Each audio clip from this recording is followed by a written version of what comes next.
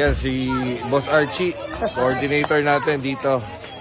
Ano nangyari dito, Boss Arch? Binaha talaga, grabe. Lapas pa aning sa Lapas na. yan Oo. ba kami parin sa baskita na lapas. Yung mga first floor ng mga bahay pinasok. No? Hanggang diwang bang. Hanggang bewang. Grabe, so maraming mga gamit na nasira, lalo-lalo na yung mga kagamitan ng mga kabataan natin dito. Nasira ba yung mga gamit nyo pag school? Ha? Oo.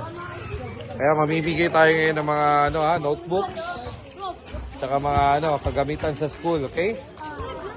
From Bagong Pilipinas, Henry Gomez reporting. Yeah. Hello mga ka-BPB, mga ka-BDP natin dyan, Bagong Pilipinas. Dito tayo ngayon sa sitio Sariville, no? Sa Poblacion Talisay. Ayan, grabe binaha dito. Talagang inanod yung mga sasakyan dito.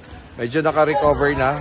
Dito na yung mga kabataan para bigyan natin sila ng mga educational supplies. Ayan, Bagong Pilipinas. Dito si Henry Gomez. Ayan, ito yung natin. In a while, mamibigay na tayo. Head northwest, center left.